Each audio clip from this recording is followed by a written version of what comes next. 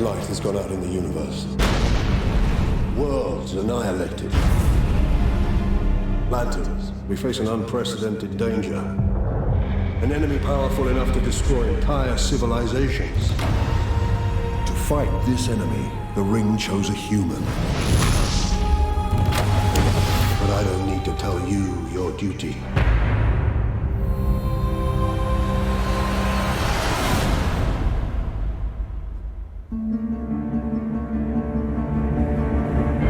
Your name?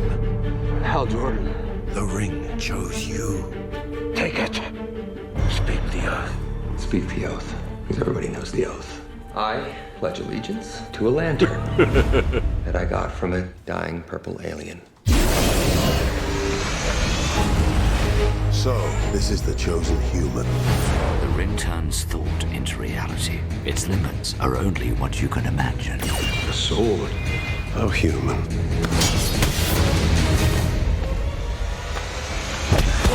Remember, your enemy is not gonna play fair. Is that what I think it is?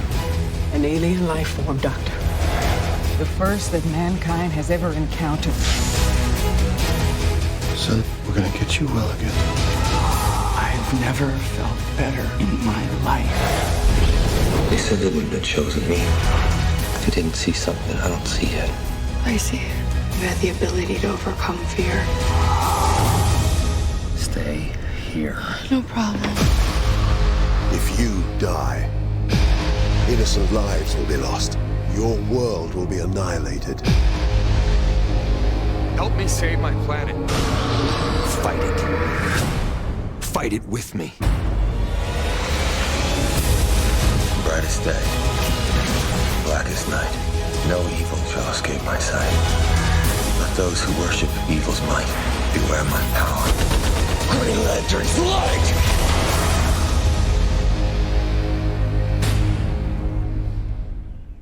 That was the trailer of the movie we just saw called Green Lantern.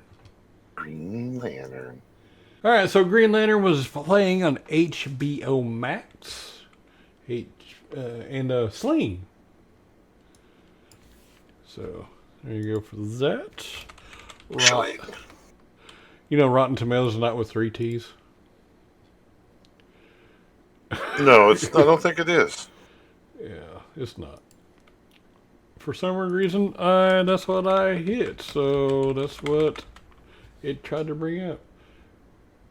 So Green Lantern was made back in 2011 with Ryan Reynolds, Blake Lively, Peter Sarsgaard, Mark Strong, Tim Robbins, and J.O. Sanders. And there's another guy that I like. Where is he? Michael Clark Duncan, the late Michael Clark Duncan. Michael Clark Duncan. And his voice was in the trailer. Yeah. So the info sworn to preserve intergalactic order, the Green Lantern Corps has existed for centuries. Its newest recruit, Hal Jordan, played by Ryan Reynolds, is the first human to join the ranks. The Green Lanterns have little regard for humans who have thus far been unable to harness the power of the ring each member wears. But Jordan, a gifted and cocky test pilot, may be the Corps' only hope when a new enemy called Parallax threatens the universal balance of power. So, yes. Directed by Martin Campbell.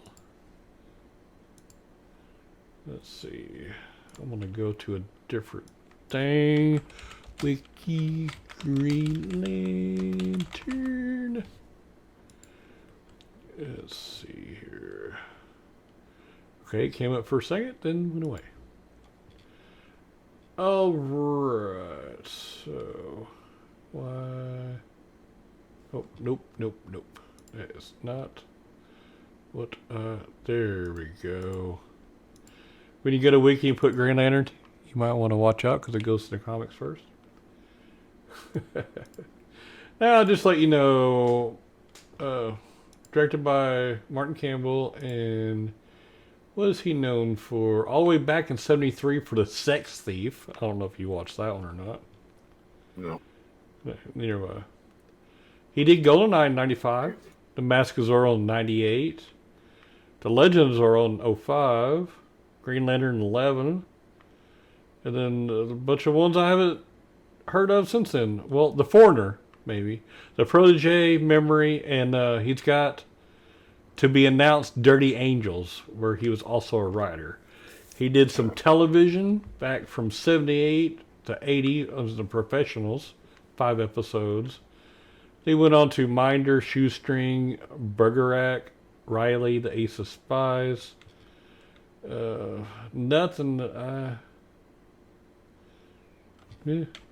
Some back from 2013 and 14 on TV pilots. That I guess that's all as far as they went.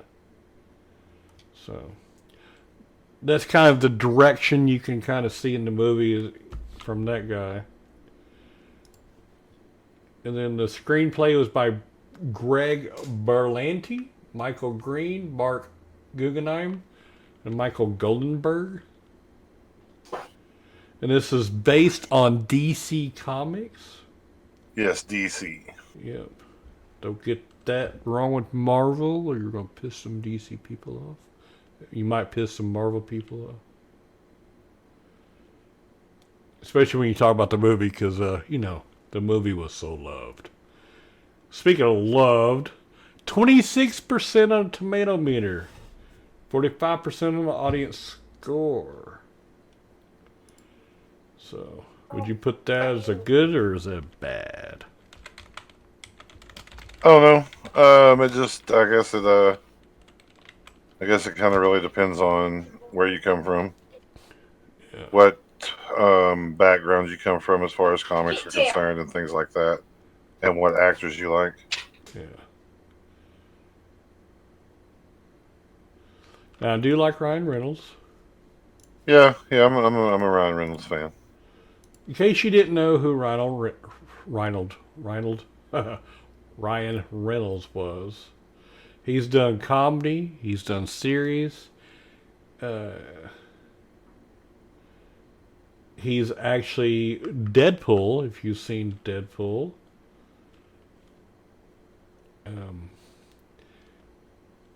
There we go. Filmography. There we go. Back from 1993. Ordinary Magic. And then let's see. National Lampoon's Van Wilder. That's the first one I remember seeing him in. The In-Laws. Harold and Kumar Go to White Castle. He was a male nurse. I forgot about that. He was in Blade Trinity. The Amityville Horror. Just Friends. He was also Wade Wilson in X-Men Origins Wolverine. Let's see. Hal Jordan and Green Lantern, of course. R.I.P.D. I liked R.I.P.D. We might actually do that one sometime. Have you ever seen R.I.P.D.? It was okay. It was okay. Oh, he was got an uncredited cameo in A Million Ways to Die in the West. That's one movie I haven't watched. I only watched it once, and I watched it with somebody. Let's just say I went to a movie theater and watched it with somebody. Let's see. Hitman's Bodyguard. I want to see that one. I thought it was the Hitman's Wife's Bodyguard or whatever. No. Okay. Deadpool 2, Hobbs and Shaw. He uncredited as Victor Locke. I didn't know that. Okay, Hitman's Wife's Bodyguard. Is that like a sequel or something? Oh no, I don't think I've ever heard of it. Yeah, Michael Bryce, because in 2017, The Hitman's Bodyguard, and in 2021, The Hitman's Wife's Bodyguard. It's gotta be. The film is sequel to the 2017 film The Hitman's Bodyguard. I'm going to have to watch both of those now. And then he was in a cameo of Ghosted. It just came out. He's got another one called If.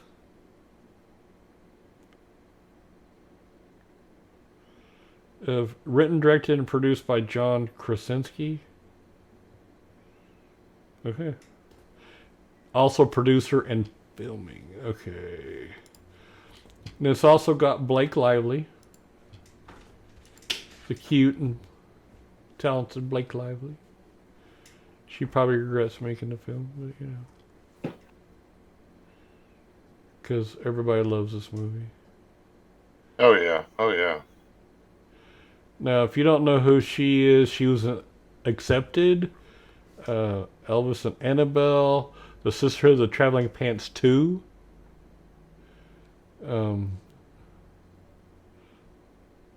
Sorry, my contacts are drying out. All I See Is You. And last thing she was in is 2020. It was The Rhythm Section. She's in some television. Gossip Girl. Main role from 2007 to 2012. Yeah. Didn't know that. Yeah. I've never watched Gossip Girl so far. Well, I mean, I've just seen, Sure. trailers and stuff and commercials of it. Yeah, she was. I'll go with that. Okay. Saturday Night Live. She was a host. I guess just once. Wish You Upon a Pickle, a Sesame Street special. Oh, she did some music videos. Oh, I Just Had Sex music video. I just had sex. Yeah, that's She let me put my thing inside of her. yeah, that's Lonely Island. Yep. Featuring Akon. She was Unsatisfied Girlfriend. Yes. And then let's see, part 2, On the Run, Jay-Z featuring Beyonce. She played herself. And 2021, I Bet You Think About Me. It was Taylor Swift featuring Chris Stapleton. She was a co-writer, producer, and directorial debut. Oh, cute. She won some, she lost some, nominated some on awards. Long list, not going to go into it. Because this is not a podcast about Blake Lively. Right. Of course, then you got Peter Sarsgaard, Mark Strong, Angela Bassett, and Tim Robbins. But yeah, we don't go into every single person in here. But so what did you think about the movie? I like the movie. To me, it was fun. It was fun. It's a fun movie. It's not the best superhero movie. Yeah, I wouldn't but say. It's definitely not the worst. When you think of superhero movie, you don't think of this one. Yeah, it's definitely not the worst. If you want to see fun, and it's almost like, I wouldn't call it a spoof movie, but it's got Ryan Reynolds in it. I mean, that's all you gotta say. It's Ryan Reynolds cannot play a serious part. Yeah, doesn't matter what he does, he can't. Green Lantern. If they put somebody else in it, I think it'd have been a little bit better. But Ryan Reynolds is a great actor. Don't get me wrong. I love Ryan Reynolds, and I like this movie because he's in it. But he's more Deadpool. Yeah, the movie. It doesn't matter who you would have put into it. I don't think it's going to be hard to save the movie when it had as much CG as it did. And because wasn't the suit was whole CGI? Yes, and it just wasn't done well. Yeah, I mean, it's if they would remake it now with the stuff that they have now that they can do, yeah, I think it'd be a lot better. Remake it with a different actor. Don't use Ryan Reynolds because while he's Deadpool, Reynolds is good. If you did it now with him, it would pull you out of the movie all the time because you would think, oh, Deadpool's here. Oh, no, that's not. Oh, yeah, he's Green Lantern. No, he's dead. No, what? Yeah. You can't do it now. For what it was, when I first watched it, I actually enjoyed the movie. I thought it was great. CGI or not, I'm just a huge comic book fan. Yeah. I've collected them for years. And it was nice to see. If it was more of a serious type character, not so comedic, however you want to say it, then it might have worked a little bit better. Well, I've always had this. And I've always had a like for Green Lantern. So, I'm sorry, Parallax died so freaking easy. You set it up during the whole movie, and then he's dead. yeah, they had to end it. I mean, Yeah, they drew it out for too long. yeah, they did. And I don't know. There's so many things they should have done differently to make this movie better. You know. All right, so let's move on to trivia. Now, did you know Carol's line, "I've seen you naked. You think I wouldn't have recognized you because you covered your cheekbones?" That was actually an ad lib by Blake Lively. I don't know. I like ad libs, and you figure they probably did them because of Ryan Reynolds. Yeah, Ryan Reynolds in the movie. There's probably a few ad libs in here.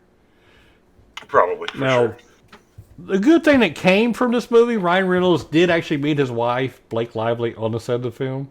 They would get married in September 2012 and later have 3 children. Aw, everybody say, aw. Oh.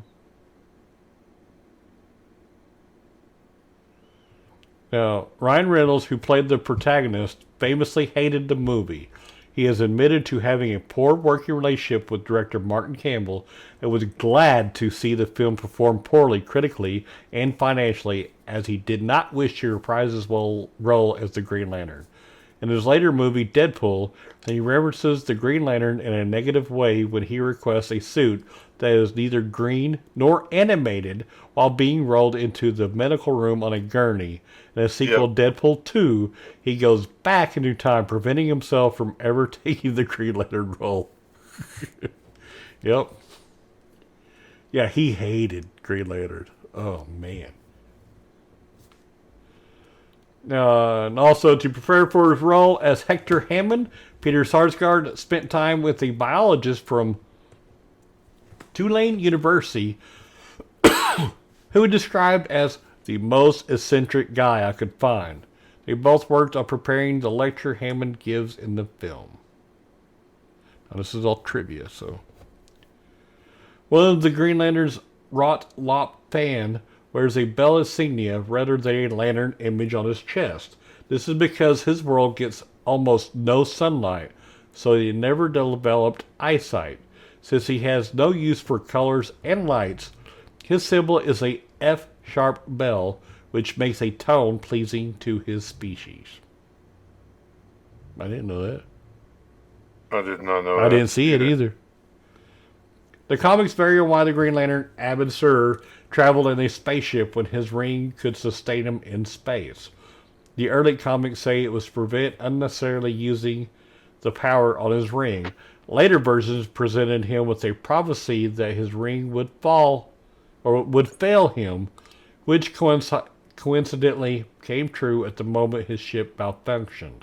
In the movie, the spacecraft is an escape pod from a larger craft meant as transport to evacuate a planet. Okay. I didn't read a bunch of comics growing up, so I did. So is that all true? Yes. Okay. Yes. Okay. I knew the last part. Ryan Reynolds and Mark Campbell clashed repeatedly on set. Campbell has stated in interviews that his first and only choice for lead was Bradley Cooper. However, the studio was not willing to make an offer to him and ultimately cast Reynolds behind Campbell's back. This led to an uncomfortable experience on set for Reynolds, whose performance was constantly critiqued by Campbell, who made him do many takes. Reynolds has stated in an interview with Variety that the film's failure was a huge relief as he had such an unpleasant experience and dreaded doing it again.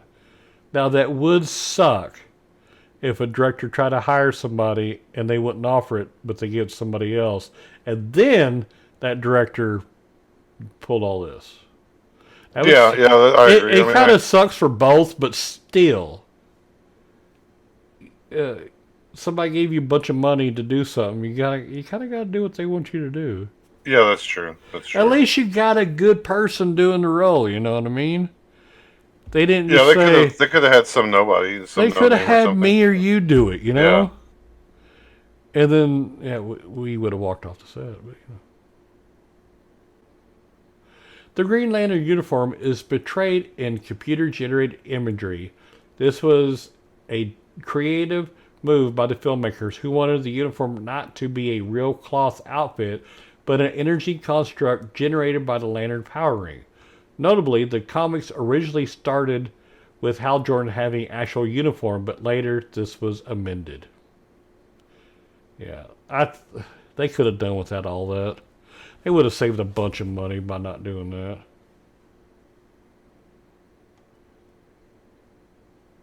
Probably. Now, Blake Lively indicated that if the film were successful enough, she would have liked to portray Carol Ferris becoming Star Sapphire as she does in the comics. So Yes. that's she pretty does. cool. Yeah. Now, Nathan Fillion was a fan favorite choice to play Hal Jordan, so he went on to voice the animated version of the character in Green Lantern Emerald Knights, Justice League Doom, and Justice League The Flashpoint Paradox. Nathan Fillion, he was in The Rookie as John Nolan. TV series, okay. Let's see, Resident Alien, Robot Chicken, announcer, voice of Green Lantern. The Suicide Squad TDK. He was the voice of Wonder Man and MODOK TV series. I don't know anything. I tried to figure out who he was. I guess he was just played a bunch of voices. And Yeah, so, he's a voice actor. Yeah, so. Oh. When Hal is giving a poorly wrapped gift to his nephew Jason, the present seemed to be a transparent Lockheed F-104 Starfighter model. This is a nod to Wonder Woman's invisible jet, which shares a similar design. That's cute. You want to do quotes? Quotes. I think my favorite. I got two quotes that I liked. My first one, not the favorite, but close, is a sword. How human. When he's first learning how to use his abilities, and he creates the sword. Yeah, it was in the trailer. Yeah, and then another, probably my favorite quote of the entire movie is, I know that humans aren't the strongest species. We're the smartest. We're young. We have a lot to learn. But we're worth saving. That's just, I don't know. To me, when Ryan Reynolds did that part of it, it just cracked me up because we know humans are the alien species that's out there that are also Green Lanterns. We're young. We're a very young species. So how about this? In brightest day, in blackest night, no evil shall escape my sight. Let those who worship evil's might beware of my power. Green Lantern's light. yes, I love it. That's the that's what he says to turn into the Green Lantern. I mean, there wasn't a whole lot of, per se quotes that just really stuck with you in the movie. Yeah. I like that. Remember your enemy. He's not going to play fair because he tells him he's not playing fair when he's training him for combat. How about this? Anything I see in my mind, I can create. I've just got to focus. I think Carol said anything, and he creates a necklace construct on Carol. I want to be a pearl necklace. Pearl. Yeah, sorry. I mean, originally, the ring was not supposed to be able to create objects that had movable parts, like when they create a gun. In the comics, you couldn't do that. That's what I thought. You couldn't do that, but No, he did. He did machine gun, and I'm like, it's not right. It took me out of the movie for that because it wasn't supposed to be able to do that. Yeah. It's kind of like the Terminator. Terminator can't the liquid metal one. He can't make it into a moving part like a gun. That's what the ring kind of reminds me of. Like when Hal Jordan said, "I, Hal Jordan, do solemnly swear to pledge allegiance to a lantern that I got from a dying purple alien in a swamp, to infinity and beyond, by the power of Grayskull." when he's trying to power the lantern.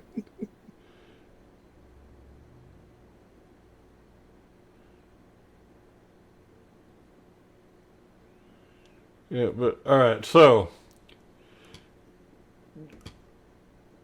now, how would you rate the movie? Would you say you had to see it every day, or could see it every day? You could see it once a month. You maybe could see it once a year, once every 5 years, or once every decade,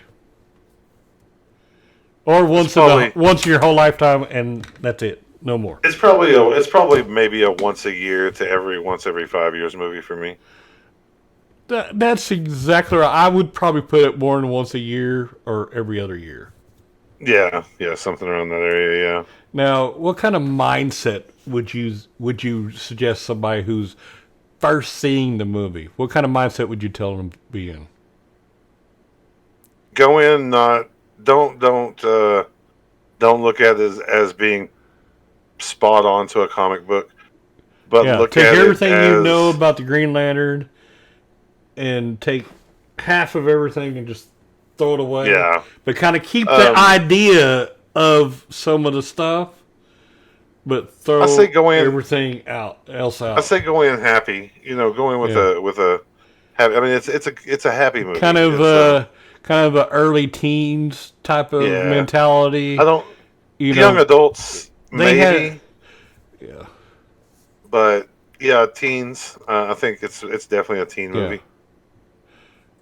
It would be a good movie to take your girlfriend to if you didn't really want to pay attention to it. If you were like, never mind. If you're trying to enjoy the movie in other ways. Yeah. I mean, if you just, and that's what to me now. I watched it when it came out. I didn't watch it in theaters, so I watched it when it came out, and I thoroughly enjoyed it. But that's just because like I said, I'm a comic buff, so I usually enjoy most of them. I enjoyed it more than I enjoyed the original Hulk, not the one with Lou Ferrigno, but the original movie that they made after the Lou Ferrigno, the original Hulk. I enjoyed it a lot better than that because I thought that movie was dull and boring, and just plain right out stupid. So, but it's not like it's not up there with like Superman. Yeah. Well, I mean, or Batman. It's not up there with those movies. Yeah. But it is a movie. No, it all depends on which Superman and everything you're talking and Batman you're talking about too. I don't think any of the new Supermans even. Yeah. I think they're better even than this. So this is it's not a B movie, but it's a very A- movie. Now I say all these older ones like. The original Superman was even older than this one. And then, like Batman and stuff, they were kind of playing with them. Mm-hmm. But now they're more too dark and serious. And, like, the new Batman, the Batman is like... Yeah. He's kind of crazy and just serious. Well, he's exactly what Batman was supposed to be, which is a vigilante. Yeah. Batman was never supposed to be a quote-unquote good guy. He was supposed to be a vigilante, somebody who went out and did what he wanted to do. Yeah. And, yes, he tried to abide by laws, but when a law had to be broken, he had to break it it was a good cause why he broke it. Yeah. So I like that they went to the darker version rather than going with the Michael Keaton version of that movie.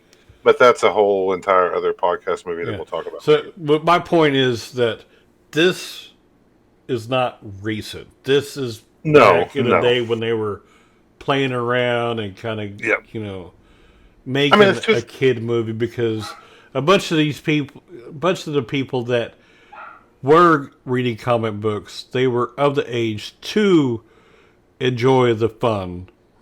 Mm-hmm. Well, you got to think this is kind of like about the time Spider-Man came out, Yeah. Oh, and yeah, you know Spider-Man. Yeah. they were trying to jump on that. Here, let's get a DC movie train Yeah. because this is even before Justice League, Wonder Woman. You know the new DC movies that have come out now. This is even before even what is it, Birds of Prey. Yeah. This is even before all those. So this was one of the first DC. I mean, there's been others, but this was one of the first DCs that they put a lot of money into. Because what they have, it made 220 million, and I'm sure that I don't even think it came. It may have came close to evening it out, but they were just trying to jump on that Marvel Universe, DC Universe wagon. I think is what they were trying to do with this movie, and I think that may be why it didn't go over so well. I think they rushed it. I don't think they had really enough time to give it any thought. But if I were to go in watching the movie like you, I would want to take it in a younger mindset, and you know, just enjoy. I did enjoy the movie.